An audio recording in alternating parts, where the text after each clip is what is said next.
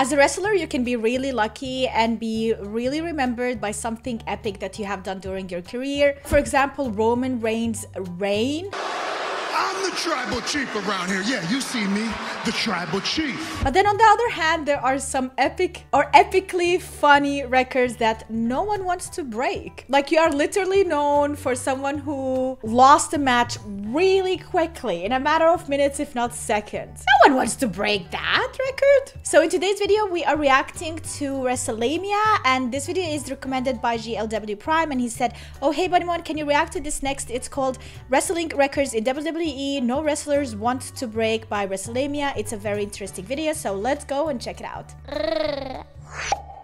WWE break. Be sure to subscribe and hit that notification bell for daily wrestling videos, and follow us on Facebook for exclusive lists. The most disliked WWE YouTube clip of all time. After the Royal Rumble at the start of 2024, WWE aired a segment on SmackDown which broke the internet. In the segment, Cody Rhodes announced that he was giving up his WrestleMania spot that he'd earned in the annual Royal Rumble match, and instead, The Rock was taking his spot in the match. Yeah, the segment was confusing, nonsensical, and ultimately made the babyface, that being the American Nightmare, look utterly stupid. The backlash to the booking move was instant and notable, as the segment within a matter of days became the single most disliked upload on WWE's official YouTube channel. As things stand, the segment has almost 750,000 dislikes, a truly insane number, and the number continues to grow on a daily basis. I mean, that's what we had to do for them to listen to us and give us what we wanted. If we didn't have this type of backlash, we wouldn't have got Cody's story and it being finished in WrestleMania. Dislikes, a truly insane number, and the number continues to grow on a daily basis. The reception to this segment was so overwhelmingly negative that WWE were forced to pivot and change direction. The planned Rock vs Roman Reigns match was scrapped, and WWE proceeded to book a heel turn for The Rock, and Rhodes vs Reigns Part 2 was the new direction for WrestleMania 40. The most losses in WWE history. Whilst WWE is scripted, wins and losses are key to keeping a wrestler credible. Logic would assume that a wrestler with the most losses in WWE history would be a lower card talent or even an enhancement talent. However, in reality, the dishonor goes to a former two-time WWE champion. The name in question is former WWE champion The Miz, who has lost over 1,300 matches. As of this video, exactly 1,335 matches, but this is throughout his WWE tenure. This is a statistic. That is actually really sad. Now I understand where all of that hate comes from. Like when he was raging at that interview at one moment, he feels like he's not getting appreciated in the company, and he actually is a really good, talented wrestler. I do not understand why they're doing this to him and how come. Even now he lost his tag team championship with R-Truth, and it's not because of his fault. It's because of R-Truth. Oh my god, poor Mizzy. Record that is unlikely to ever be broken. The record was even used in a storyline, as it was referred to numerous times in 2023 that The Miz was on a consistent and prominent losing streak. Despite having this record, it hasn't impacted Miz's credibility too much, as due to Miz's star power and promo ability, he's able to present himself as credible with one brief yet intense promo. The worst drawing WWE champion of all time. Winning WWE's top prize should be the height of a wrestler's career. However, if the reign fails to catch fire and fails to capture the excitement of the fans, it can be highly detrimental to the wrestler's aura and legacy. The record for the worst drawing WWE champion of all time unfortunately goes to Kevin Nash, aka Diesel. Diesel's WWE title reign in the mid-90s came at a time in which WWE product was struggling to find an audience. Attendance was down, ratings were plummeting, and the wrestling audience had decided that the WCW product was the wrestling product that they were going to invest their time and money into. WWE executive Bruce Pritchard spoke on his podcast regarding claims of Diesel being the worst drawing champion in company history, and this is what he had to say. People put the heat on Diesel.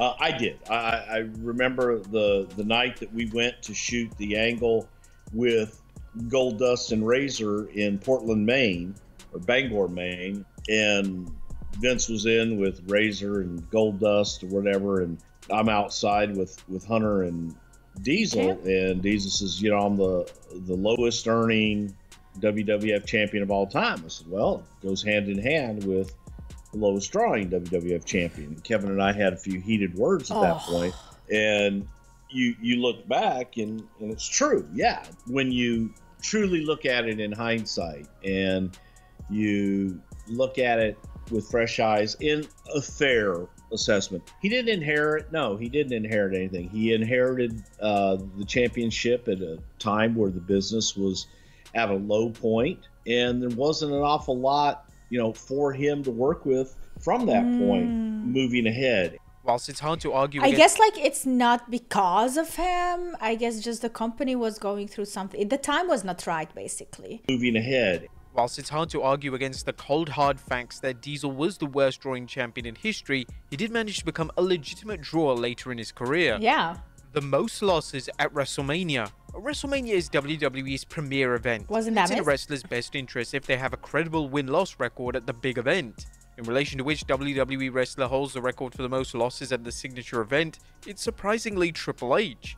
This comes as a surprise, as it's been a common misconception for years that Triple H never put over talent, and it's often claimed that he buried talent during the height of his career. During his career at WrestleMania, the game has put over names such as Batista, Seth Rollins, Roman Reigns, and even the Ultimate Warrior.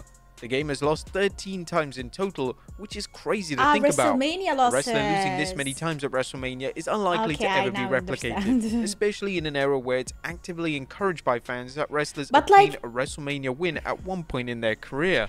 This is the thing, like, you cannot really count it like that. Like, how many times was he in WrestleMania? And percentage-wisely, like, how many times did he lose? Because not a lot of wrestlers have the opportunity to be at too many WrestleManias. Now, if we talk about someone who is right now active, I would say Seth Rollins is one of the few that has been in WrestleMania or featured in WrestleMania on multiple occasions, and he still is. Now, I don't know his loss-win rate, but I feel like that also plays a big role into it. Like, if you just showed twice in WrestleMania and you won one time and lost one time, like, yeah, like, it's not the same as you showing up like 20 times, and then losing 13 out of 20. A WrestleMania win at one point in their career. The most chair shots to the head in a single match. The I Quit match between The Rock and Mankind at 1999's Royal Rumble is one of the most infamous matches in WWE history. Makes sense. The match featured Mankind taking a total of 11 brutal chair shots to the head. Oh my god, and like unfortunately, the today match is aged like milk, as a ton of research over the past 2 decades has been done in relation to concussions and the impact of chair shots. Thankfully, chair shots of this nature have been banned in WWE, only on the back, WWE will never book a wrestler to take severe punishment like this ever again. This is a sinister and borderline disturbing record, and one that will thankfully never be broken in WWE. The worst WWE match ever. Dave Meltzer's star ratings have always led to discourse online, and it goes without saying that no wrestler wants Meltzer to award their match with a negative star rating. Numerous matches throughout WWE history have been awarded with a negative star rating, and as of this writing, the worst match in WWE history, according to Meltzer's star ratings, is Mr. T vs. Roddy Piper from WrestleMania 2, which received a minus 5-star rating. The match itself was a 13-minute boxing match, and it completely died in front of a live audience. You Fans cannot hated do it, that. not even the incredibly charismatic Piper could save it from being a total disaster. It could certainly be argued that due to the match being a boxing match, it doesn't count as a WWE match. And if that is indeed the case, then the record for the worst WWE match ever goes to another minus 5-star match of Moondog Spot vs. Junkyard Dog from the Wrestling Classic from 1985. The dreadful matchup lasted just 45 merciful seconds, and it made WWE and the two aforementioned wrestlers look completely incompetent. The least attended WWE pay-per-view main event. But when a wrestler main events a pay-per-view event, they hope their respective match is strong enough and interesting enough to draw a huge crowd. Holding the record for being the least attended WWE pay-per-view main event of all time is a terrible look for a wrestler, and it's interesting to dissect exactly why the pay-per-view had a lack of interest. The record for the lowest attended WWE pay-per-view in history goes to Taboo Tuesday 2004. What is that? This was the first ever Taboo Tuesday event, and it was attended by 3,500 fans, which was low even for a live event, never mind a major WWE pay-per-view. The show was a brand new concept, so fans likely didn't know what to expect. And of course, the show taking place on a Tuesday certainly didn't help draw in a substantial crowd. The show was main evented by Randy Orton versus Ric Flair, and the fans were allowed to pick the match type for the main event, and they ultimately opted to go with a steel cage encounter. The match itself was vastly underrated, yet WWE's call not to go with a world title match in the main event slot was a bizarre one from a business perspective. The concept did somewhat work for WWE, as although the attendance was abysmal, the attendance the following year was 6,000, which was a vast improvement. WWE did eventually decide that whilst the concept worked, the Tuesday slot for a pay-per-view wasn't going to work, so from 2006 onwards, the fan interactive pay-per-view would be moved to Sunday and rebranded as Cyber Sunday. Now it's worth noting that this record relates to WWE pay-per-view events that took place outside of the COVID-19 era, as obviously fans weren't permitted to attend events during this time, so attendance figures can't be analysed. The shortest WWE title reign. This record relates to strictly the WWE title, as opposed to any other world title WWE has introduced over the years. Does it count if there is like Money in the Bank? They hope that WWE will proceed to book them in a lengthy reign that lasts several months, or even longer if the title reign is popular with fans. The legendary wrestler who holds the record for the shortest WWE title reign of all time is Andre the Giant. When Andre defeated Hulk Hogan in 1988, Andre sold the title to the $1 Million Man immediately, ending Andre's reign at 1 minute and 48 great gimmick, having the $1 Million Man, like having someone with money just influencing his wins in the company. That is actually a cool idea, like such a heel move. Second $1 Million Man immediately, ending Andre's reign at 1 minute and 48 seconds. This would mark Andre's first and only WWE title reign in his iconic career, and it couldn't even last 2 minutes. This record has a strong possibility of being broken, and would likely be shattered thanks to the involvement of the Money in the Bank briefcase. Yeah, that's what I wanted to say with like Drew McIntyre. Then it's instantly cashed in on.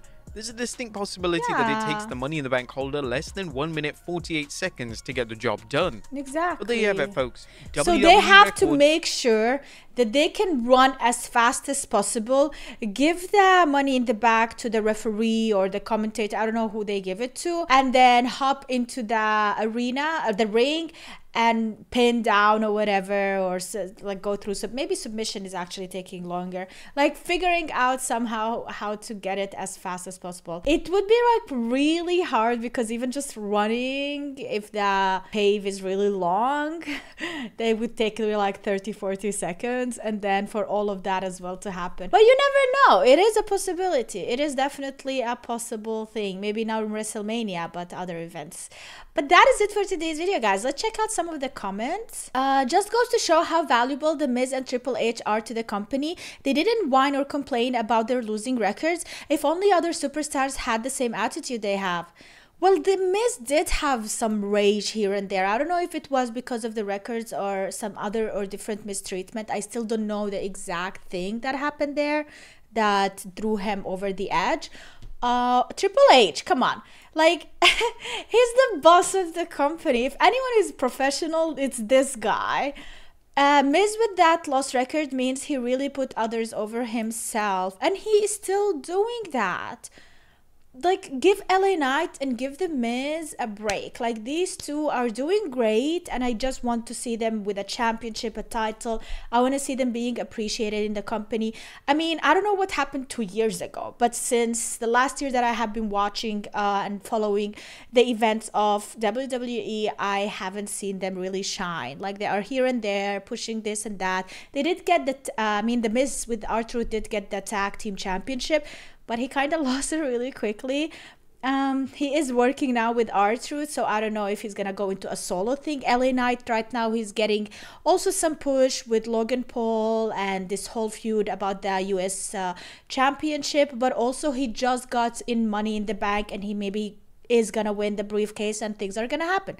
You're probably gonna watch this video after Money in the Bank, so you know who the winner is, but right now as I speak, I have no idea who's gonna be winning.